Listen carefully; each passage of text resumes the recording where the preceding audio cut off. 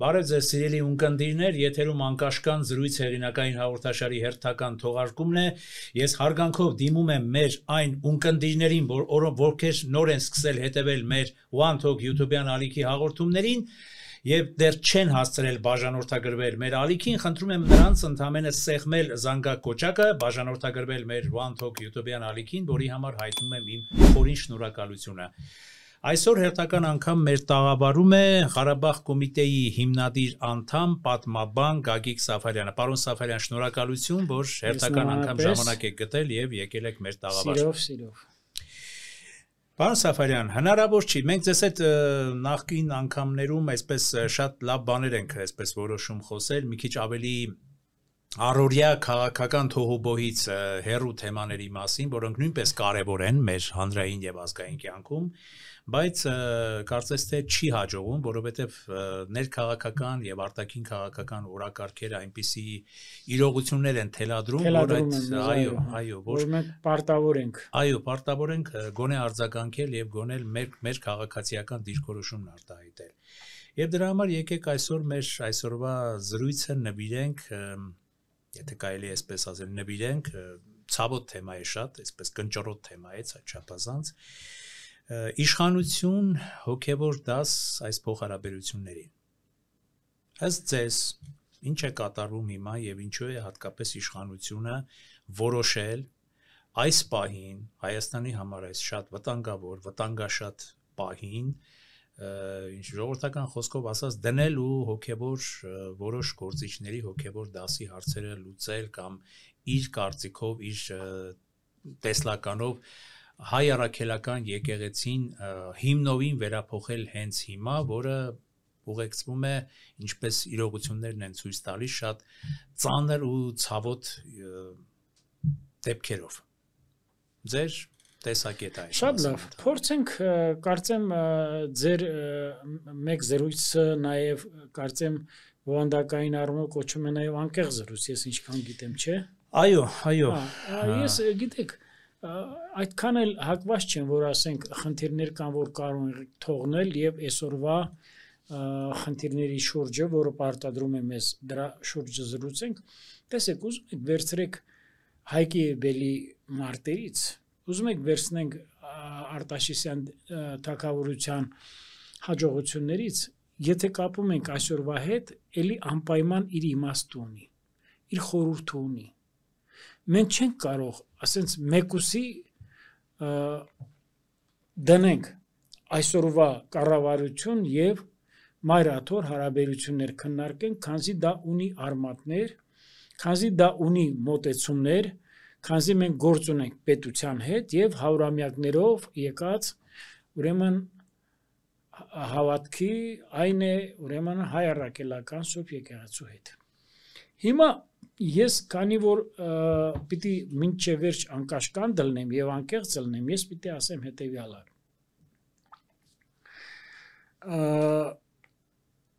Տասնամյակներ շարունակ մենք լարելիային համաձայնությամբ կամ աշկ ենք փակել եկեղեցու ներսում կատարվող բազմաթիվ երևույթների հետ, որոնք մեղմ ասած հարիր չէ հոգևորականի կերպարին, հոգևորականի ուրեմն արժեհամակարգին։ Մեղմ եմ ասում, հարիր չէ։ Քանզի բոլորդ գիտեք, որ ես ասել եմ պահ եկած տեղը, բարձրաձայնել եմ խնդիրների մասին, այլևս կանոնակարգային կետերից շեղվելուն, այլևս ուրեմն ոչ ավանդական կյանքով ապրելուն, կուսակրոնության տարին ու ոգուն ոչ համարժեք ապրելուն եւ այլ։ Բայց դե խնդիրը մենք պիտի դիտենք այլ բանի մեջ։ Եկեղեցու կազմակերպությունների, որ մենք ունենք 4 ուրեմն նվիրապետական աթոռներ, նրանք էլ իրար հետ համերախ չեն։ Սա էլ մի լավ բան չի խոստանում մեզ եւ լավ տեղ չի տանում մեզ։ Մայրաթոր Սուրբ Էջմիածինը, Պոլսո հայոց պատրիարքարանը, Երուսաղեմի հայոց պատրիարքարանը եւ Մեծի տան Կիլիկիո կաթողիկոսությունը Անտիլիասի։ Ինչ է նշանակում ունենալ 4 նվիրապետական աթոռներ։ Անկեղծորեն ասած, այո, պատմության մեջ 10-րդ դարում մենք ունեցել ենք Աղթամարի կաթողիկոսությունը, ունեցել ենք Սիսի կաթողիկոսությունը, Սիսի կաթողիկոսության իրավահաջորդը համարվեց Անտիլիասը։ Ունենք Գանձասարի հակաթոր կաթողիկոսությունը մինչև 1820-ական 30-ական թվականները եւ այսպես շարունակ, չէ՞։ Հետագայում միավորվեցինք, նաև Օսմանյան կայսրությունը Լուցարես Պոլսո պատրիարքարանը 1916 թվականին, հետագայում արդեն երբ որ Զավեն Սրբազանը Մոսուլի արձորից վերադարձավ, վերաբացվեց Պոլսո հայոց պատրիարքարանը 19 թվականին, 1919 թվականին, երբ որ դաշնակից երկրները, դաշնակից զորքերը, անտանտի զորքերը գրավեցին Ստամբուլ, Կոստանդնուպոլիսը, բայց խնդիրը այս պատմական էքսկուրսների ինչու համար եմ ես ասում, որովհետև մենք ինքներս մենք ասում ենք, չէ՞ օրինակ մեր ազգային համախմբվածության բացակայություն, բայց եկեղեցին էլ պետք է լցված լիներ եկեղեցու թիվ 1, Մայրաթորի եւ մեր բոլոր 4 նվիրապետությունների, նաեւ մեր հարանվանությունների, բողոքական եկեղեցու, ավետարանչական եկեղեցու եւ հայ կաթողիկե եկեղեցու թիվ 1 առաքելությունը պիտի լինի զորավիք լինել հայոց պետականությանը։ Հայ ժողովրդի շահերը, հատկապես Հայաստանի Հանրապետության մեջ պետական շահերը եւ աշխարհով մեկ սփռված ժողովրդի շահերը վեր դասել ամեն ինչից, առաջի հերթին եկեղեցուց։ Կներեք, պարոն Սաֆարյան, պետականությանը, չէ, ոչ թե տվյալ օրվա իշխանությանը։ Միանշանակ, որովհետև այսօր կան գուցե որոշակի ընդհանուր առմամբ եմ ասում, մարդիկ, որոնք պետությունն ու իշխանությունը ինչ որ շփոթում են իրար։ Իշխանավորներին կարելի է քննադատել ազատ, ինչպես նաև հոգևոր դասի ներկայացնել իրենց իրավունքները։ Ասեմ, որ շարունակեք, նույնիսկ այսօրվա իշխանության մեջ գտնող ամենաբարձր պաշտոնյաները չեն պատկերացնում իշխանությունը որն է, պետականությունը որն է։ Էլ ես ինչ ասեմ։ Դժբախտաբար։ Այո, դժբախտաբար։ Ես կարծեմ ձեր մոտ հյուր եղած ժամանակ ասել են, որ մենք ունեցել ենք պետական այրեր, որոնք լուսահոգի երջանկահիշատակ մարդիկ են։ Մենք այսօր զրույցից առաջ խոսում ենք։ Ես կուզենամ մի օր մենք հատուկ այդ թեմային անդրադառնանք։ Եվ ես պիտի ասեմ, արժեքները պետք է եկեղեցուն եւ մեր հավատքի տունը որ վստահել ենք մենք տվյալ պահին Աստծո տունը որ վստահել ենք եւ մեր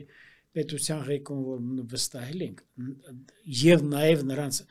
ամբողջ համախոհները եւ ուրեմն Մայրաթորի միաբանությունը եւ Հայաստանի կառավարությունը պետք է լինեն նվիրական մարդիկ, նվիրական մեր պետականությանը, նվիրական մեր ժողովրդի շահերին։ Այլ բան ես չեմ պատկերացնում։ Տեսեք, մենք նաև որոշել ենք, չէ՞ միասին կարծեմ մի ծրագիր մշակենք լավ հարցազրույցներ, բան, այսպես բովանդակ հարցազրույցներ կապված Արցախյան շարժման հետ, հայոց պատմության հետ, պետականության հետ եւ այլն, այո, այս թողոբոը թույլ չի տալիս, բայց կանդրադառնանք, անպայման կանդրադառնանք։ Ամբողջովին պսակազերծվել է, գաղտնազերծվել է Մայր Աթոռի վայ հոգեվորականների կերպարը, նրանց արժեհամակարգը, որ նրանք մեղմ ասած բանի պետք չեն։ Թեկուզ կարմիր գծերը անցել է կառավարությունը, բայց ես պիտի ասեմ, կառավարությունը եկեղեցու հանդեպ ոչինչ չունի։ Ես շատ-շատերի հետ եմ զրուցել, այնպես չի որ ես չեմ զրուցել, այդտեղ նաև կառավարության կամ մերձ կառավարության մարդկանց կամ հենց կառավարության ներսի մարդկանց։ Ամբողջ խնդիրը նա է, որ ուղիղ 7 տարի հայ առաքելական Սուրբ եկեղեցու ուրեմն Վերնախավը պայքարել է անձամբ Նիկոլ Փաշինյանի դեմ, պայքարել է կառավարության դեմ։ Այլևս չեմ խոսում 21 թվականի փրկության շարժումը, այլևս չեմ խոսում ԱԱԾ-ի նախկին տնօրեն Վանեցյանի նստածույցը, այլևս չեմ խոսում 2024 թվականի մարտին սկիզբ առած Տավուշում փրկություն հանուն Տավշո շարժումը, այլևս չեմ խոսում մյուս սրբազանների եւ այլն։ Խնդիրը տեղափոխվել է արդեն ներհատ դաշտ, հակասությունների դաշտը։ Հիմա ինքը եկեղեցին թափանցիկ չի աշխատում։ Հայ կղերականությունը միատար չէ։ Հայ կղերականության մեջ ներթափանցած են բազմաթիվ ապօրինի այլանդակ անձնավորություններ։ Տեսեք, ես ինքս միշտ այն կարծիքին եմ եղել, որ մեր եպիսկոպոսած դասը ամեն ինչով բարձր է եղել։ Ես առավել եւս որ հատկապես 19-րդ դարի եւ 20-րդ դարի միջև խորհրդային իշխանության հաստատումը չեմ ասի լավ տեղյակ եմ, պիտի ասեմ ընդհակառակը քաջատեղյակ եմ հայ եկեղեցու պատմությանը եւ Պոլսո հայ պատրիարքների անցած ճանապարհին եւ ամենայն հայոց կաթողիկոսներին սկսած Դավիթ Դանելյան վեճից 19-րդ դարի սկզբից Հակոբ Ջողայեսուց եւ ես տեսել եմ որ ուրեմն մեր հոգեվոր հայրերը հատկապես բաները մեր վեհապարները ինչպիսի անազնական կյանքով են ապրել նրանք եղել են այսպես ասած լույս տվող օջախներ այնպես չի որ ասենք բոլոր ժամանակներում եղել են լավ հիմա փչացան մենք բոլորս գիտենք եկեղեցին ինչպիսի ատելությամբ է պայքարել Պապ Թագավորի դեմ որովհետեւ Պապ Թագավորը վարել է միայն պետականակենտրոն քաղաքականություն մենք գիտենք որ Մովսես Խորենացու հանդեպ ինչպիսի հալածանքներ է եղել որտեղ Մովսես Խորենացին չեր ընդունում օտարի լուծը, չեր ընդունում արշակունիների ոչ հայեցի քաղաքականությունը։ Մենք բոլորս գիտենք նաև Գևորգ 5-րդ վեհապարի մոտեցումը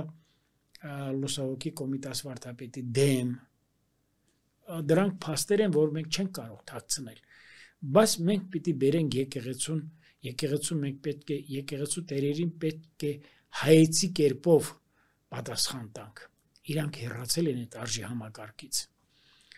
Տեսեք իսկ միգուցե դա լիներ ավելի այս կներեք մի բան ձեզ ընդհատելու համար ամեն ինչ էլ կա այո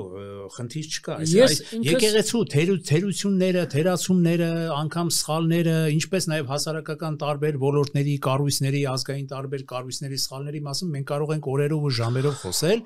բայց ամբողջ խնդիրը մեթոդոլոգիայի մեթոդների մեջ են պայքարի եւ ոչ թե այնպես ինչպես կարող է առաջին հայացքից ընկալվել ինչպես զրույցից առաջ էինք ընկերներով զրուցում որ ահա Փաշազադեն մի նարատիվ իջեցրեց որ առաքելական եկեղեցին Անդրկովկասում շատ մեծ վտանգ է ներկայացնում անդրկովկասյան կայունության ու խաղաղության համար եւ հանկարծ հակա այսպես ասած կրոնականների դեմ լավ ասեմ այսպես ուղված արշավը որը ընդդիմադիր որոշակի շրջանակներ անվանում են հակա եկեղեցական հակա առաքելական արշավ հանկարծ իշխանությունների կողմից այդ ժամ մոլեկն է այդ նրանց ասածն եմ ես ընդհանրապես փոխանցում ինչու հենց հիմա եւ ինչու հենց այսպես եթե կարելի էր դա անել լրելային զգույշ շատ այսպես չափավորված, որովհետև մենք ձեզ հետ միասին գիտենք, թե նաև առաքելական եկեղեցին, ինչպես ձեր նշած թերացումներով հանդես ունի նաև բացառիկ պայծառ էջեր, ազգանպաստ էջեր, որոնք եւ ազգանպաստ հրաշալի կաթողիկոսներ է ունեցել մեր առաքելական եկեղեցին եւ այդ ամենը, այսպես ասած, այդ ամենի վրա ցեղ շպրտել ուղակի չի կարելի։ Մեծ հաշվով այդքան մեծ պայծառ էջեր գրեթե չի ունեցել, շատ քիչ է ունեցել։ Հրաշալի կաթողիկոսներ ունեցել ենք, այդ մեկը համաձայն եմ։ Գիտեք ինչ, դա նույնն է, որ ասենք կոմունիստական կուսակցությունը լավ հայազգի գործիչներ չի տվել, իհարկե տվել է։ Ալեքսանդր Մյասնիկյանը իմ համար սրբության սրբոց է, Գրիգոր Հարությունյանը, Յակով Զարուբյանը, էլի շատ-շատերը։ Ալեքսանդր Կիրակոսյան, Վլադիմիր Մովսյան, կարող եմ թվարկել, տեսեք։ Դուք շատ պայծառ Բադալ Մուրադյան, այո, Բադալ Մուրադյան, այո, Սուրեն Մովսյան եւ այլ, բայց տեսեք ինքը եկեղեցին եղել է շահագործող դաս շատ սխալվում են այն մարդիկ որոնք ասում են մեր պետության բացակայության մեջ եկեղեցին խաղացել է պետության դեր այդպիսի բան չի եղել եկեղեցին միշտ եղել է շահագործող իր շահը միշտ հետամուտ է եղել եկեղեցին միշտ եղել է օտարի ձեռքին գործիք իսկ կներեք ավանդական արժեքները մշակութային արժեքները պահպանող գործոն չի հանդիսացել դարի շարունակ այդ մեր շարականները այդ մեր սաղմոսները այդ մեր տաղերը դրանք բոլորը դրանց բոլորի ստեղծման հետ հայ առաքելական եկեղեցին կապ չունի շատ քիչ մասը կապ ունի դրանք բոլորը ժողովրդական են գոնե կոմիտաս իմացող իրավունք չունի այդպիսի բան ասելու Տեսեք, մենք պիտի չվախենանք ճշմարտությունը ասելուց։ Անկեղծորեն եմ ասում։ Լավ, դուք լավ գիտեք, Մանուկ ջան, ես ձեզ մի հարց տամ։ Ուր է եղել Հովհաննես Դրաստանակերտին, երբ որ Աշոտ Երկաթ ազգագրական պայքար է մղել արաբների դեմ։ Գնացել պարփակվել է Գառնի ամրոցում, ճիշտ է թե չէ։ Սուտ եմ ասում։ Չէ, եղել են նեգատիվ էջեր։ Հիմա հարց եմ տալիս։ Եկեղեցին երևի ինքն էլ Գարեգին երկրորդ իրավունքներ գնար Բելարուս։ Երբ որ Փաշինյանը ասեց Բելարուսում ղեկավարում է այսպիսի մի ճիվախ հայ ժողովրդի մեղմ ասած ոչ բարեկամներից մեկը։ Առանց կառավարությանը տեղյակ պահելու։ Հարց եմ տալիս։ Կաթողիկոսը ինձ համար, սիրով պատասխանեմ ձեր հարցին, կաթողիկոս ինձ համար, ինչպես դուք, այնպես ես, հայ մարդ է, քաղաքացի է, նաև չէ Հայաստանի Հանրապետության եւ անկախ նրանից մենք կընդունենք իր կարծիքը, թե ոչ իրավունք ունի արտահայտել իր տեսակետը։ Տվյալ դեպքում եւ իրավունք ունի նաև, եթե դեմ չեք, ամենասուր կերպով քննադատելու իշխանությանը, բայց էլի դարձյալ չանցնելով կարմիր գծերի օրինականության շրջանակները։ Նա իրավունք ուներ ամեն ինչ ասել, նա կարող էր նաև կառավարության ղեկավարի երեսին ասել կառավարության ղեկավարի կաբինետում։ Բայց ոչ թե նա, ասենք հրապարակային կերպով գնար Բելարուսիա։ Ես օրինակ դա չեմ ընդունում։ Դες դա համարում եմ հակապետական գործունեություն։ Գտնում եք, որ այնտեղ հակապետական գործունեություն է ծավալել։ Եթե հակաօրինական գործունեություն, թող պատժվեր, ես բան չունեմ ասել։ Մեկ ուրիշ բան, եթե բանը Շիրակի թեմի առաջնորդը ասում է ռազմական հեղաշրջում պիտի անեք, եւ նա չի լուծարվում կամ չի կանչում սաստում։ Եթե բանը Տավշո թեմի առաջնորդը ասում է Գարեգին երկրորդը մեր հետ է վեհափառը, եւ նա կառավարությանը 15 րոպե ժամանակ է տալիս եւ բազում փաստեր կան, որ եւ Գարեգին վեհափառը եւ ուրեմն տվյալ պահին ես Գարեգին պիտի չասեմ էլ, ես պիտի ասեմ Կտրիշ Ներսյանը, որովհետեւ փաստերը այնքան ճչացող են, այնքան աղաղակող են նրա անարդար պահվածքը, որ այլ տարբերակ չկա։ Եվ հիմա մենք հասել ենք մի տեղ, որտեղ մեծ հաշվով մեր հավատավոր հոտի մեջ խարխլված է Մայր Աթոռի միաբանության հեղինակությունը։ Բայց եթե ես վերջացնում եմ մեղմ ասում, եւ ես պիտի ասեմ, որ կարմիր գծերը անթույլատրելի է անցնել, որովհետեւ կարմիր գծեր անցնելը կարող է բերել ներազգային հակասությունների խորացման։ Այո, երկուստեք։ Հիմա մենք գտնում ենք հապակին, ես պիտի ասեմ, տես քիչ առաջ մենք ասում ենք, չէ, մտավորականների հետ կապված, ոչ միայն մտավորականների, նաև ազգային երևելիների հետ կապված։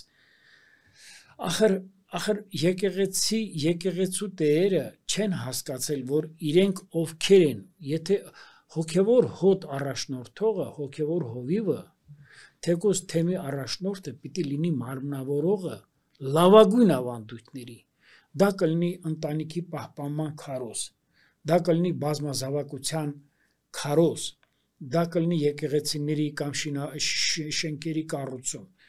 դա կլինի երկրի պաշտպանության ամրապնդում, դա կլինի մշակութային արժեքների եւ մշակութային ժառանգության պահպանում, դա մի այլ,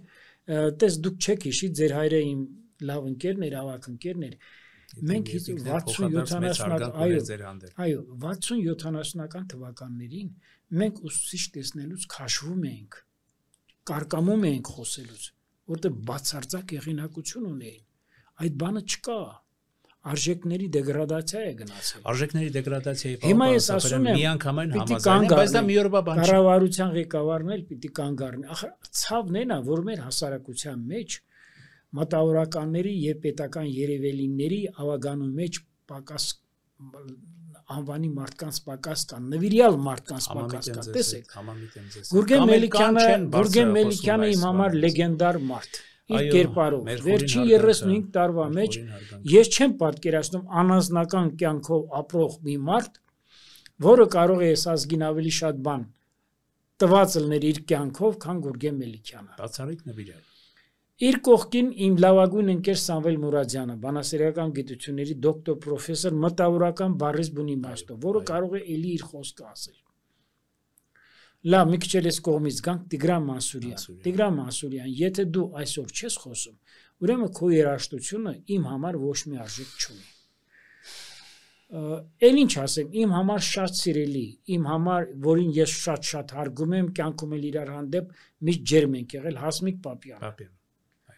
Մեկ ուրիշ բան ասեմ, Մարդու իրավունքների Եվրոդատարանում Հայաստանի Հանրապետության ներկայացուցիչ փայլու մտավորական Եղիշե Կիրակոսյան։ Էլի տասնյակ մարդկանց կարող եմ թվարկել։ Գիտեք, իրենք ավելի ակտիվ պիտի, եթե այսօր նրանք չխոսեն, ոչ թե նրանք չխոսեն, նրանք պարտավոր են խոսելու։ Մենք պիտի կանգնեցնենք այս գահվիժող գործընթացը։ Սա մեզ պատիվ չի բերում։ Գիտեք, ընդունեցինք եկեղեցու մեջ Հագին բարենորոգումներ պետք է, բարեփոխումներ պետք է։ Բոլոր ոլորտներում են պետք բարեփոխումներ։ Տեսեք, ես մի բան ասեմ, օրինակ, ես չեմ ասում, եթե ես լինեմ վեհապարի տեղ, պարզ է, ես չեմ լինի, չէ։ Մայրաթորի ղեկավարը ինքը պիտի հրաժարական տա։ Բայց սա այդպես չի, կառավարությունն էլ իր անհետևողականությամբ, իսկ սաս գործը մինչև ես չտանելու անհետևողականությամբ բերում է շատ բացերի, բերում է շատ հարցականների։ Բերում, ասինքն, չէ, օրինակ ասում են, բա 5 տարի առաջ ինչի չի արել, օրինակի համար եմ ասում, 5 տարի առաջ, 7 տարի առաջ չի արել, որ դեռևս նրա այս հակաիշխանական, հակակառավարական պայքարը դեռևս ակնհայտ կերպով չէր դրսևորել։ Հենց դրսևորեցին այն ժամանակ։ Հա,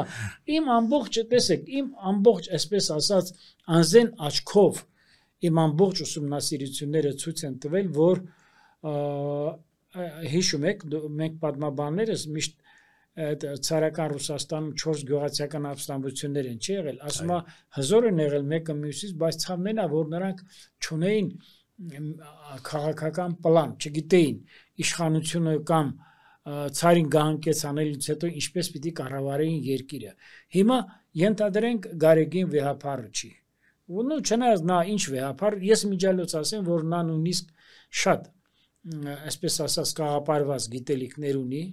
նա շատ քիչ սաղմոսներ գիտի, կարող է նույնիսկ չիմանալ, շարականներ չգիտի, բավականին շատ հեռու է աստվածաշնչյան մեկնություններից, ես դա ասեմ, նա ամբողջ կյանքում հանդես է եկել որպես գործունյա, ստվերային գործիչ եւ այլ, ես քանի որ իրեն ճանաչում եմ, դրա համար եմ ասում։ Բայց ամբողջ խնդիրը դա չի։ Դուք մի բան պիտի իմանանք, որ գոյությունն են կարծրատիպել, որոնք ջարդելը շատ դժվար է եւ ոչ միայն դժվար է, դրանից ազգը վնասվում է։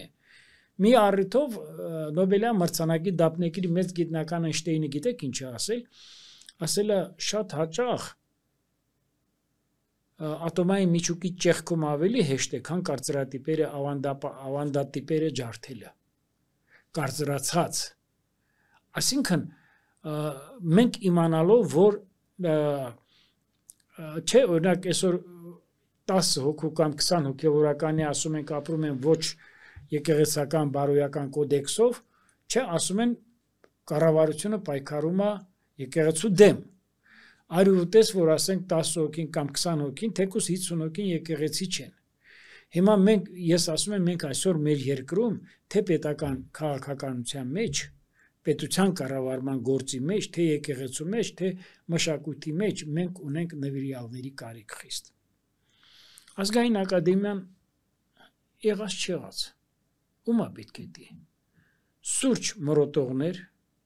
բացարձակապես օգտակար գործողության գործակիցը 0-ից ցածր, դուք պատկերացնում եք 20, 30, 50 տարի առաջ իրենից ինչ էր ներկայացնում պատմության ինստիտուտը, իրենից ինչ էր ներկայացնում մաթեմատիկայի ինստիտուտը, իրենց ինչ էր ներկայացնում գրականության ինստիտուտը Աբեղյանի անվան, պետական համալսարանը, անուններ, չգիտեմ, Լևոն Ներսիսյան, Էդմոնդ Ավետիսյան, ասենք ինչքան անուն, Ջոն Կիրակոսյան, ասենք ես ինչքան հայրը, կորիֆեյներ կային, շատ մարդիկ ապրել են անձնական կարգով, նվիրական մարդիկ են եղել։ Ես մի ուրիշ բան պիտի ասեմ։ Անկեղծորեն եմ ասում, այնպես չի, որ ես այդ մարդու սխալները չգիտեմ, բայց ես մի բան եմ ասում, եթե Վազգեն Սարգսյանը ողջ ելներ, մենք Ղարաբաղը չենք հանձնի։ Ասում եմ 100%-անոց աքսիոմատիկ ճշմարտություն, հայ ազատամարտի 1988 թվականից մինչև 2021 թվականը ընկած ժամանակահատվածում այդպիսի մի երևելի մարդ չկար, որի հետ ես մտերմություն առաջ չլնեմ կամ հետը հացկերած չլնեմ կամ համագործակցած չլնեմ։ Եթե Վազգենը ողջ լիներ, մենք Արցախը չէինք հանձնի։ Այնպես չի, որ ես Վազգենի սխալները չգիտեմ, կամ Վազգենը, չգիտեմ, հրեշտակը եղել, ամփոփ ոտքերով է եղել, բայց եթե Արցախյան շարժումը չայլանդակվեր, չայլասերվեր, Իգոր Մուրադյանը ինչպես որ եղել է, բայց մեր ժողովուրդը գնաց ավելի հեշտ ճանապարհով։ Ակնահաճո եւ ունկահաճո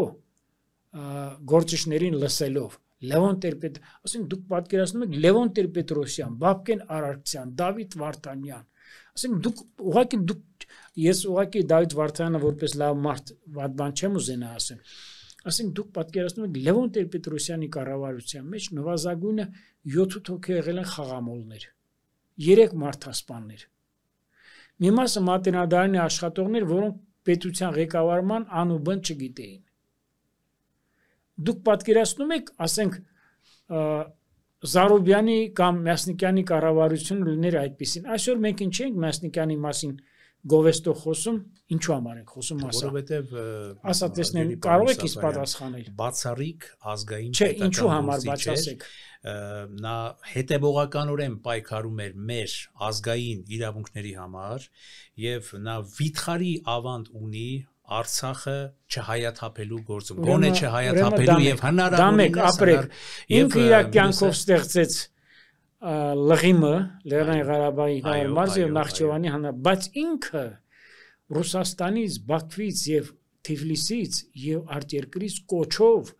Երևան բերեց մեր մտավորականության մեծ մասին լավագույն նկարիչներին, ճարտարապետներին, երկու շարունակում եք Մյասնիկյանի մեծագործությունների թվարկում։ Ոչ միայն նրա Գրիգոր Հարությունյանի, Զարոբյանի, բայց ես ինչու չեմ ասում Քոչինյան, Դեմիրճյան, ես իհարկե նրանց չեմ Խանջյանը մի քանի անգամ զիջում է եւ Հարությունովին եւ տասնյակ անգամներ զիջում է ուրեմն նաեւ Մյասնիկյանին։ Խանջյանը ուղղակի դուք գիտեք նրա կրկոտ ելույթները հայ բարեգործական ընդհանուր միության նախագահ Գալուս Գյուլբեկյանի դեմ դե հետո նրա կինը հրյա է եղել, ես կարծում եմ ինքը եղել է այլ ազդեցության տակ, բայց պիտի ասեմ 1933-34 թվականից Խանջյանը ամբողջովին գործում էր ազգային դաշտում։ Բայց Քավլիցի սա չէ, ինքը Խանջյանը եղել է մաքրամաքուր անձնավորություն, պետական գործիչ, ամբողջ խնդիրը նա է, որ ասենք Ալեքսանդր Մյասնիկյանի շուրջը համախմբված էր մի հրաշք բանակ պետական գործիչների, մտավորականների, մշակույթի գործիչների, գիտնականների։ Ես ուղղակի մոտիկից ծանոթ եմ մեր ակադեմիական հաստատություններին, դե բոհերին պարզա, առ այսօր էլ գիտեք որտեղ եմ աշխատում, բայց ամբողջ խնդիրը նա է, որ մտավորականը եւ այն մարդը, որը լափամանից չի օգտվում, գրպանից գրպան չի թեղափոխում, պիտի պարտադիր կերպով բարձրաձայնի եւ ասի կանգ առեք։ Գիտեք, ես ես մի բան ասեմ, եթե պիտի կառավարության ղեկավարը ասի ես ճիշտ եմ, եկեղեցին սխալ, շատ դեպքերում թեկուզ այդպես է լինի, ապա դա դառնում է գողական խոսակցություն։ Դա դառնում է գողական հաշիվ մաքրել։ Բայց այս ճիշտ ու սխալի արանքում կարող է տուժվի մեր հոտը։ Ես ինչու համար եմ ասում, մեր մտավորականները եւ մեր հասարակության մեջ խորին հարգանք ունեցող մարդիկ պիտի իրենց ձայնը բարձրացնեն։ Առաջին հերթին պիտի կանգնեն պետության կողքը, ոչ թե իշխանության կողքը։ Հանուն պետության պիտի իրենք ձեն հանեն։ Հանուն պետականության պիտի ձեն հանեն։ Եթե անհրաժեշտ լինի, նրանք պիտի ասեն կառավարության ղեկավարը այս հարցում սխալվել է։ Պարտադիր պիտի ասեն։ Շատ հարցեր կան օրինակներ։ Ազգային խնդիրների շուրջը, նույն պատմական երևակայական խնդիր Հայաստանի շուրջը, նույն ցեղասպանության հետ կապված հիշում եք Անդրանիկ Քոչարյանի հայտնի արտահայտությունը, ես առաջիններից մեկը ես հակահարված տվեցի։ Եթե անհրաժեշտ լինի, պիտի նաև վեհապարին ասել, վեհապակտրիչ Ներսյանին ասել, դու օր առաջ պիտի հրավիրես ազգային եկեղեցական ժողով եւ տալ հրաժարական, որովհետեւ այդպիսի մտավորականներ մենք ունենք եւ կարող ենք դա ասել։ Եթե այդ մտավորականները իրենց ձայնը չեն բարձրացնում, ուրեմն այդ մտավորականները կամ մորթապաշտ են, կամ ազգային պետական խնդիրները նրանց համար այդքան մեծ գոյութենական նշանակ, գոյութենական եմ ասում արդեն, ազգի համար գոյութենական, իսկ ինչու պիտի Հասմիկ Պապյանի խոսքին մեր ժողովուրդը չլսի, ինչու պիտի Գուրգեն Մելիքյանի խոսքին մեր ժողովուրդը չլսի, լավ Գուրգեն Մելիքյան, դու 35 տարի անբասիր, մաքրամաքուր կերպով ծառայել ես Արցախին, ծառայել ես մեր ժողովրդին։ Ասենք ով չգիտի, որ ինչով են զբաղված եղել մեր երկրի նախորդ ղեկավարությունը։ Չես ընդունում նոր ղեկավարությանը, բայց դու կարող ես քո խոսքը ավելի գեղեցիկ ասել։ Դու կարող ես քո խոսքը նաև ասել բոլորի ճակատին, դու իրավունք ունես, դու վաստակել ես քո անցած ճանապարհով։ Վեհապարին կարող ես ասել։ Նույնը կարող են ասել Տիգրան Մանսուրյանը կարող է ասել վարչապետին կանգ առ։ Նույնը կարող է մեկ ուրիշը ասել։ Գալով նրան, որ ասել Արամ առաջինը, գիտեք, պիտի այնտեղից խոսք, ես Արամ առաջինի հորդորը այնտեղից չեմ ընդունում, որտեղ ինքը իր արժի համակարգով արդեն պարակտում է հայ ժողովրդին։ Ինչ է նշանակում ժամանակին, երբ որ ստեղծվել է Մեծի տան Կիլիկիո կաթողիկոսությունը, միգուցե դա պատմական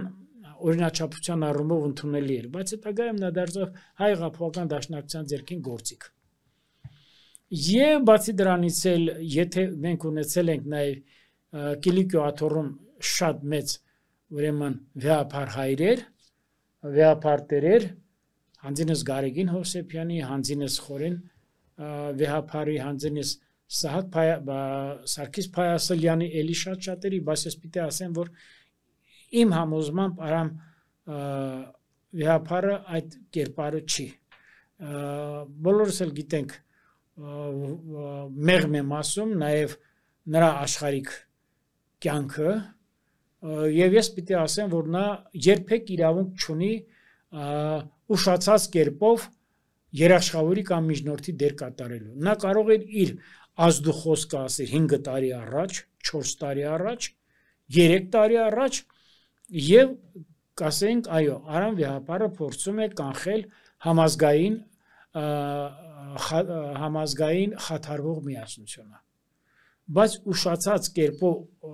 արձագանքելը ես չեմ ընդունում։ Հետին թվով իմաստուն լինելը ես չեմ ընդունում։ Տես, ես միշտ մտածել եմ, կան կարծրատիպեր, Մանուկ ջան, ես քեզ պիտի ասեմ, էլի։ Համեցեք։ Օրինակ, ասում են այդ հայտնի ակրոստիկոսը չէ, որ Չարենցը ասել է հայ ժողովուրդ, քո միակ փրկությունը քո հավաքական ուժի մեջ։ Այդ խոսքը ոչ կարող էր ասել Հովհաննես Թումանյանը, ոչ Իսահակյանը, ոչ մեկը։ Այդ խոսքը կարող էր ասել երևի Եղեշե Չարենցը, եւ մեկ էլ կարող էր ասել Կոմիտասը, եւ մի քանի հոգի։ Որտեւ ինքը Եղեշե Չարենցը 18 տարեկան հասակում զենքը ձեռքին կռվել է Արևմտյան Հայաստանի ազատագրության համար։ Այնուհետև կռվել է Հայաստանում Հայաստանի ինքնիշխանության հաստատման համար։ Իսկ ուր են մեր մյուս գրողները։ Նույնիսկ ոմանք հարկ չհամարեցին 20 թվականին տեղափոխելու Հայաստան ապրելու, Երևան ապրելու։ Այստեղ սխալների շղթա է բացվելու, որ խոսենք, չէ՞, ավելի շատ։ Այո, այդպիսի բանաստեղծությունը կամ ես իմ անուշը, դա միայն ու միայն Չարենցին էր հասնում, ուրիշ, ասենք Բակունցին էր հասնում։ Ինչ գեղեցիկ է, չէ՞, որ խոսում ենք արդեն մի քիչ քաղաքական առօրեականությունը թողած, այո, դրա համար ես ասում եմ, ասենք եկեղեցին ինչ է, լավ, ես ուզում եմ իմանամ, ասենք ինչ է նշանակում, կներեք էլի, ասենք Bentley-ով սրբազան կամ Yashik Mercedes-ով սրբազան, կներեք էլի, կամ 6-5 համարներով եպիսկոպոս, հեռախոսի։ Մենք ձեզ հետ այստեղ համակարծիք ենք այն առումով, որ դուք պատկերացնում եք, ես հանկարծ ինձ թույլ տամ ինչ որ այդպիսի մի մոտեցում։ Բայց լավ, ասենք մենք դեսպան ենք ունեցել, արտաքին գործերի նախարարի տեղակալ ենք ունեցել։ Ես տեսնում ես ինչ արժե համակարգով են ապրել։ Միգուցե ասենք միգուցե ես չեմ հասկանում, գիտեք, արժի համակարգը այնպիսին է, որ մարդը ինքը պիտի իր ներքին էությամբ վանող, ոչ թե վանող լինի, այլ ինքը պիտի հույսեր ճառակի իրենից։ Ախր ցավոք սրտի տեսեք, ես մի 10 հոգու կարող եմ ասել Լեոնիդ Ազգալդյան, նո առաջինը Իգոր Մուրադյան, Լեոնիդ Ազգալդյան, մեր խոնարհում, Բեկոր, Մոնթե Մելքոնյան, խոնարհում, շատ-շատերը, միգուցե նաև Աշոտ Նավասարդյան, էլի կան, բայց եթե դու արդեն ներշնչանք տալիս ես ազգի զինվորին, ներշնչանք տալիս ես հայ մտավորականին, պետության աշխատողին, պետական աշխատողին, դու գիտեք, որ դուք միշտ ինձ հարցնում եք, չէ, ասենք կամ դուք գիտեք, որ ես ինչ մեծ ուրեմն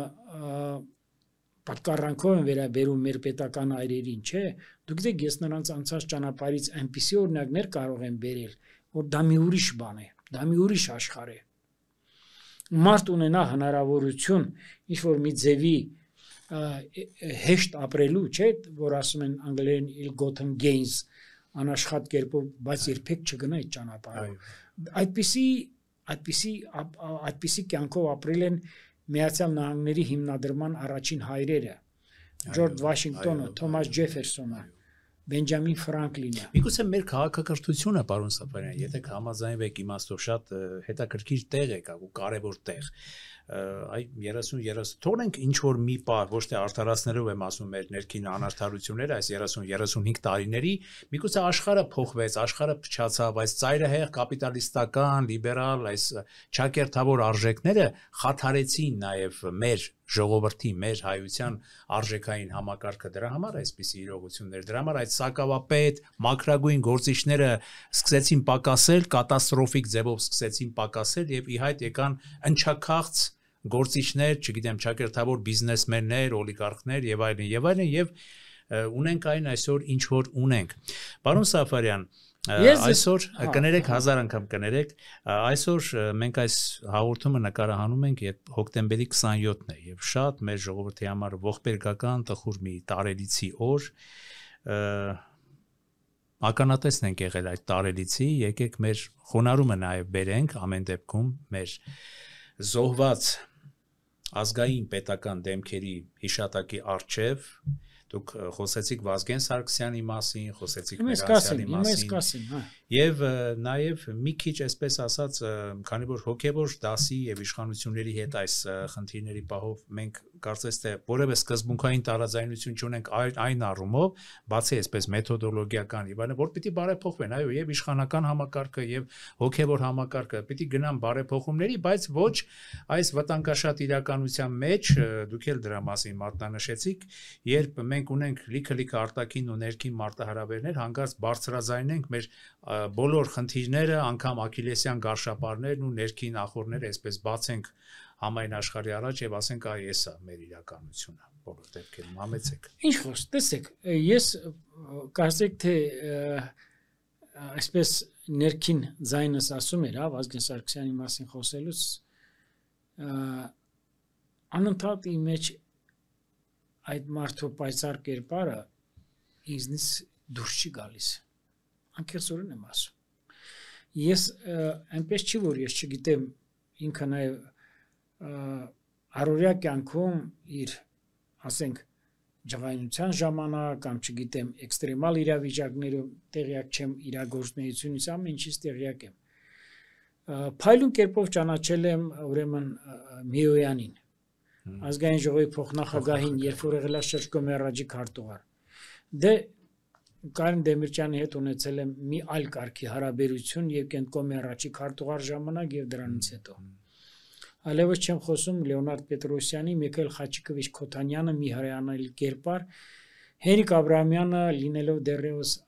ավանգարդ թերթի խմբագիր մի հրաշալի մտավորական, մանկավարժական համալսարանում պաշտպաներ, հրաշալի մտավորական, այլևս չեմ խոսում իմ լավ ընկեր ուրեմն Արմենակ Արմենակյանի մասին։ Այնպես որ տեսեք, իհարկե մենք պիտի մեր խոնարհումը բերենք մեր պետական այրերի, որոնք բոլորը անմնացորդ նվիրված են եղել մեր պետությանը, մեր բանակին, մեր վաղվա օրվա համար պատրաստ են եղել իրանց կյանքը տալու, ցավոք սրտի այդ օրը տեղի ունեցավ։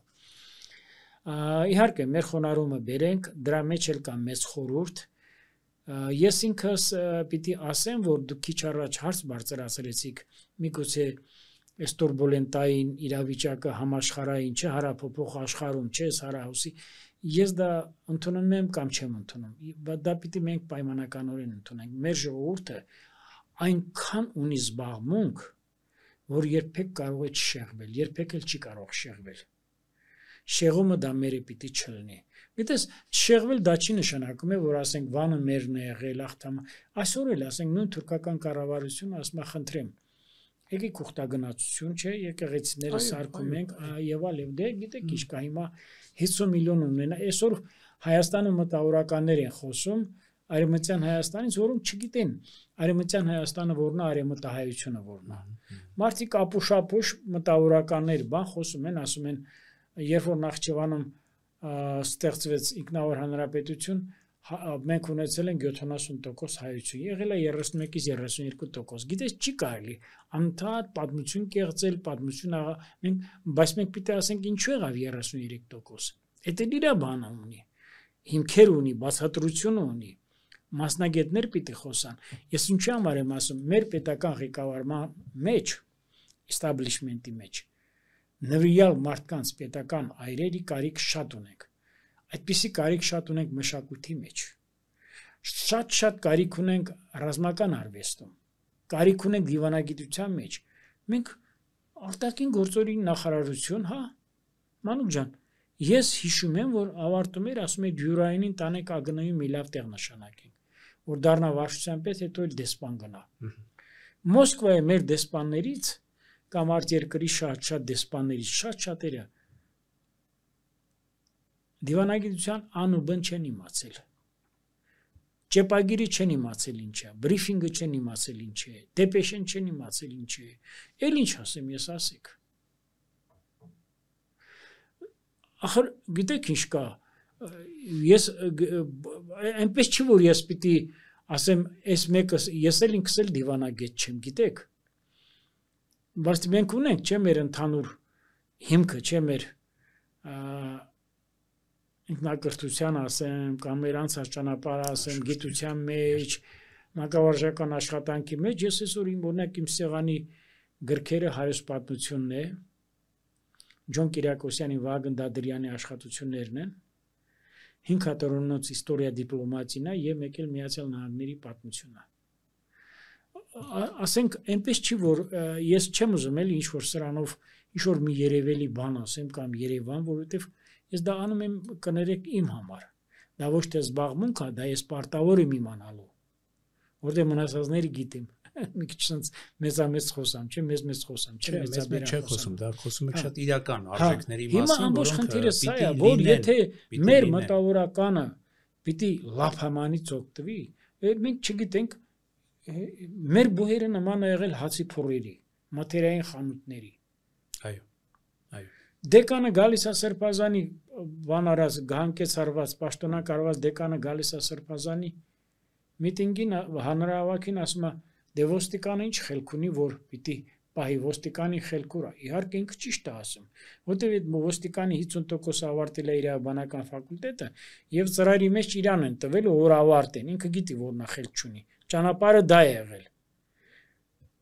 Այսօրվա մեր դատական համակարգի եւ իրավական ոլորտի մարդկանց մենտալիտետի փչացած լինելը պայմանավորված է նույն մարդկանցով դասախոսական եւ դեկանների։ Ճիշտ եմ թե ոչ։ Այո, այո, արժե համակարգությունը, արժե համակարգի այդ խայտարակ դեգրադացիան ես ինքս այն կարծիքին չեմ, որ ասենք, այո, համատարած կաշառակերություն մեր երկրում չկա։ Շատ բաներ կա, որ արմատախիլարված է, բայց շատ բաներ կա մեր կառավարությունը եւ մեր արժե համակարգը, մեր պետականությունը անձնավորված է։ Այստեղից է ծնում ամեն ինչը։ Պիտի կառույցները կայանան, քաղաքացիական հասարակություն չկա։ Անձնավորված է։ Նիկոլ Փաշինյանը չլինի, նախարարների 90%-ը կաշառակերներ կլինեն։ Բարիս բուն իմաստով եմ ասում։ Ինքն է սաստում։ Հիմա դե լավ է թե վատ է։ Բայց եթե ինքը եկել է իշխանության, ինքը ինչու՞ չէ այդ կառույցները դարձրել քաղաքացիական, որ ասենք բացառե այդպիսի բան։ Չէ։ Միգուցե հենց այդ քաղաքացիականի մեջ այդ ձեր մատնանշած շատ իրավացիորեն մատնանշած մտավորականության դերը պիտի բարձրանա, որ մտավորականները չմտածեն, այսպես ասած, բանիմաց մարդիկ արդեն կդառնան մտավորականներ, հասկանում ես, հիմա էլ մոտենում է 2026 թվականի, հիմա էլ մոտենում է 2026 թվականի համապետական ընտրությունները, նախկինի պես այստեղ ասֆալտ պիտի անենք, այս դպրոցում սա պիտի անենք, այս մեկը սա, տեսեք, կառավարության ղեկավարը, եթե գահանկեց է անում կամ պաշտոնանկ է անում մի օրվա մեջ ուժային կառույցների ղեկավարների եւ ասում է, այս մեկը հոգնել է, այս մեկը սենց, այս մեկը սեն։ Ինքը պարտավոր է անպայման պատասխան տա։ Պիտի թափանցիկ լինի եւ պիտի ասի ինչու համար։ Եթե իներցիայով ինչպես դա արվել է արատավոր իներցիայով 30 տարի շարունակ սխալ ավանդույթներով, ապա դա նշանակում է, որ ոչ մի բան չի փոխվել։ Ես կարող եմ, գիտեք, շատ բաներ ասել, ես կուզենամ ընդհանրացնել։ Այո։ Ես պիտի ասեմ, մենք պիտի կանգ առնենք, որտեվ մենք գտնվում ենք անդունդի մեջ։ Պարակտումը, այո, այս պարակտումը մեզ լավ տեղ չի տանում։ Եվ պիտի դադարեցվի, չէ՞, այս արշավը, այս պատերազմը, եկեղեցի իշխանությունը։ Ես ինքս պիտի ասեմ, որ այո, մեր խաթարված է մեր հոգևոր կյանքը, դա Մայր Աթոռի ուրեմն բարձր հոգևորական դասի սխալ գործունեության արդյունքով, գիտեք, վեհապարը դատախազի հետ մոտիկ է եղել, մեկը խաչ է կառուցել, չգիտեմ, խաչեր արել, մեկը մեր ժողովուրդը գիտի, չէ՞, ով է այդ խաչ կառուցել։ Այդ կաշառակել դատախազը։ Ո՞ւս կարող է մեր ժողովուրդը այդ խաչին լուրջ վերաբերվի։ Մի հատ հարց եմ տալիս էլի ես։ Բայց այդ դատախազը, այդ կաշառակել դատախազը իր գործը թողած, խաչա կախում։ Ընդ որում իր գործի մեջ էլ մի լավագույն ավանդույթներով կամ լավագույն կողմերով չդրսևորվել։ Բայց վեհապարի հետ մոտիկա, որտեղ ասելա դատախազա նշանակել, ասելա մեկին հողի թույլտվություն, մարկետ, միլպետ, ասենք ով չգիտի, քանի բարեկամների է վեհապարը նշանակել թեմի առաջնորդ կամ չգիտեմ բարձր դասի հոգևորական։ Էջմիածնի կաթողիկոսությունը Մայր Աթոռը տասնամյակներ շարունակ շեղվել է իր բնականոն ուրեմն գործունեությունից։ Ազգային եկեղեցական ժողովի գումարման հետ կապված խնդիրներ է եղել, Գերագույն հոգևոր խորհրդի մեջ ընտրել են կամահաճ կերպով մարդկանց, կաշառակեր դեկանների, կաշառակեր նախարարների, կաշառակեր գիտնականների, նույնիսկ մարդկանց, որոնք հավատ հույս չեն ներշնչում եւ որոնք նույնիսկ կնքված չեն եղել։ Հիմա ասում է վարչապետը ասում է, այո, ինքը իրեն Մայր Աթոռի դուրս է դրել։ Հիմա հրաժարական տալիս է Գարեգին բանը կտրիչը եւ գումարում են ազգային եկեղեցական ժողով 2/3 հոգևորականներ են։ 1/3-ն են քաղաքացիական։ Չի ստացվում։ Հիմա ես ասում եմ, չէ, փակումային վիճակ, ոնց են ասում այդ golden middle-ը, չէ, ոնց է ոսկե միջինը, չէ, մենք պիտի ոսկե միջինը գտնենք եւ այստեղ պիտի խոսք ասեն մեր շատ մտավորականներ, քիչ առաջ ես ասացի, ինչքան էլ մենք ասենք քիչ են դրանք, բայց ես ասացի, ես չեմ նայում, թե ասենք Գուրգեն Մելիքյանը գնացել է Բագրատ Սրբազանի շարժմանը, իմ համար նա լեգենդա կենթանի։ Ես չեմ նայում, որ այսօր Հասմիկ Պապյանը չեմ անում, ինչի՞ չխոսում, որտեղ ես է քանի ամիսա հետո չեմ խոսել։ Ես չեմ նայում, թե Սամվել Մուրադյանը ինչու՞ չի ձայն բարձրացում, չեմ նայում, թե Տիգրան Մանսուրյանի երաժշտությունը մաքրամաքուր երաժշտություն է, նա իրավունք չունի, չէ՞ լռելու։ Տես ես ինչու համար եմ ասում Եղիշե Կիրակոսյանը, մարդ, որը փայլուն գիտի իր գործը, մարդ, որի վրա չեն կարող ազդել, որտեղ ինքը իր գիտելիքները ամեն ինչից բարձր է դասում։ Դուք պատկերացնում եք մեկը գայից ինչ որ մի բան առաջարկի, ասի դուք սենց կխոսեք կամ այս բանը սենց կասեք։ Դուք պատկերացնում եք։ Թե ոչ։ Դե ես էլ ասում եմ, բայց մենք չունենք այդ հեղինակությունը մեր ժողովրդի մեջ։ Մենք այդքան մեր օգտակար գործողության գործակիցը այդքան բարձր չի, մենք նկարիչ չենք, մենք համարխային հնչեղություն ունեցող երգիչ չենք, մենք մեծ գրականագետ չենք։ Այո, պատմաբան ենք, բայց մենք կարիք ունենք այն ճիշտ խոսքի, որին մեր ժողովուրդը կառաջնորդի, եւ մենք զերծ կմնանք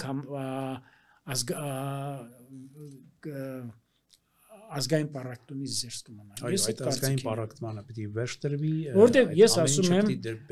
ես քանի որ իմ հորդորս է, ես ընդամենը դիվանագիտությունը լավ բան է, մենք տանում ենք հավասարակշռման եւ հավասարակշռված արտաքին քաղաքականություն, բայց երկու զորեղ փաստարկ ունենք մենք, որ իմ համար ամեն ինչից վեր է։ Դա մեր համազգային համերաշխությունն է եւ իմ համար իմ աչքից լույսը մեր սրբության սրբոցը հայոց ազգային բանակը։ Պարոն Սաֆարյան, շնորհակալություն այս զրույցի համար, հուսանք, որ գործընթացները կտանեն այս խայտարակ պարակտիչ գործընթացներն հարթելուն, որովհետև սա շատ վտանգավոր է, մանավանդ մենք ունենք այնպիսի հրաշալի, այսպես կոչված ճակերտավոր բարեկամներ, երկու ճակերտավոր բարեկամ, Թուրքիա եւ Ադրբեջան, որոնք օր առաջ երազում են, սպասում են, որ մեր ներքին կյանքը լիովին խաթարվի, պարակտվածությունը արդեն հասնի, ասենք, ծայրակետին եւ նրանք բնականաբար օգտվեն այդ առիթից եւ իրենց սև գործը հասցնեն ավարտին։ Տեսեք, ես շատ կարճ ասեմ, մենք Թուրքիայի եւ Ադրբեջանի հետ էլ կարող ենք տանել ճիշտ քաղաքականություն։ Եթե մենք ունեցանք մեր բանակը, նվազագույն փոքր բանակը, բայց մարտունակ բանակը, պաշտպանական բանակը, եւ մեր ամրացված դիրքերը պաշտպանական բնագծերը, եթե մենք ունեցանք մեր համազգային համախմբվածությունը, համերաշխությունը, որը պիտի արտահայտվի ամեն ինչով, եթե կուզենաք դա կլինի ֆանատների ձևով, կլինի խարակիրի անելու ձևով, կլինի, չգիտեմ, նեմեսիսի ձևով եւ այլը, արդեն մեր հետ հաշվի կնստեն։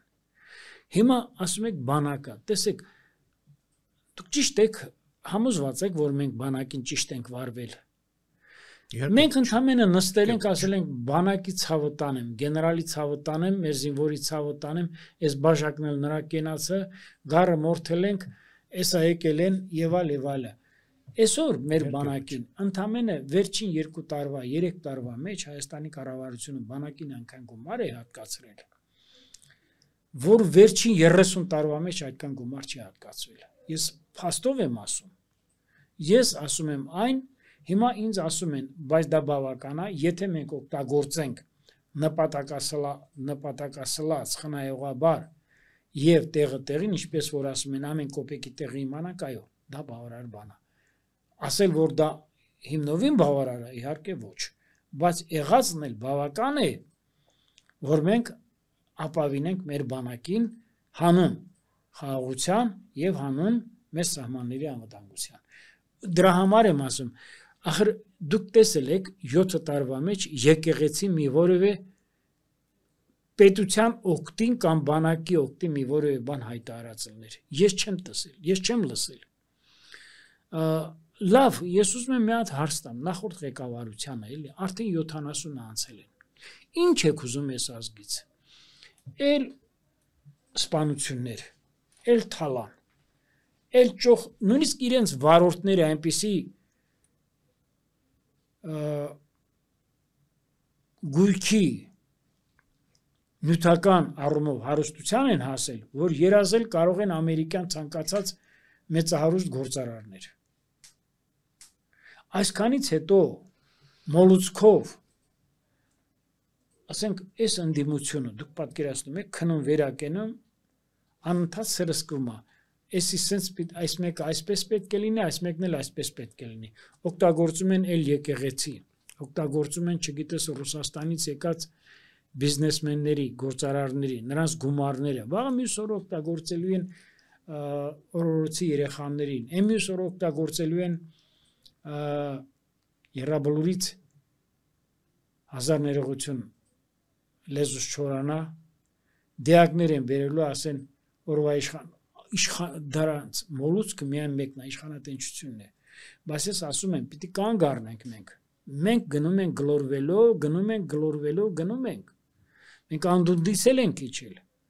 և կառավարության ղեկավարը, և հոգևոր ուրեմն իշխանությունը պիտի կանգ առնեն, գտնեն ոսկե միջինը,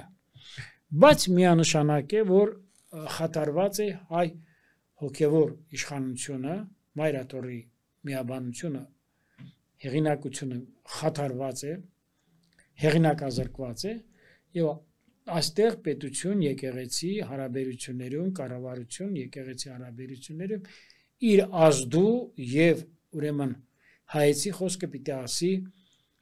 մեծ հնչեղություն ունեցող ժողովրդի մեջ մեծ վստահություն վայելող անձինք, դրանք կլինեն մտավորականներ, դրանք կլինեն տարբեր գործիչներ, որոնք ապրում են ազգային շահերով։ Ես քիչ առաջ անուններ տվեցի, բայց ամենևին այդ ցանկի մեջ չի մտնում մեծի տան Կիլիկո կաթողիկոս Արեն Վահապարը։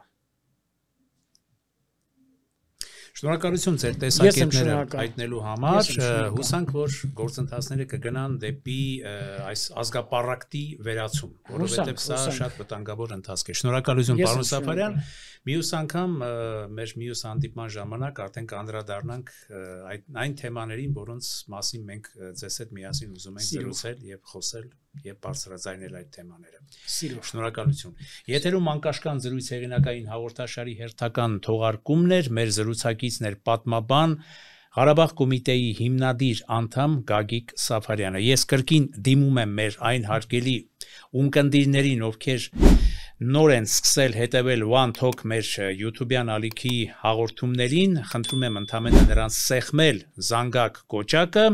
եւ բաժանորդագրվել մեր One Talk YouTube-յան ալիքին։ Շնորհակալություն, լավ եղեք։